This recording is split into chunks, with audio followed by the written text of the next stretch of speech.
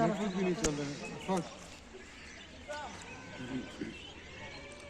नेटवर्क भी डैमेज हुआ है।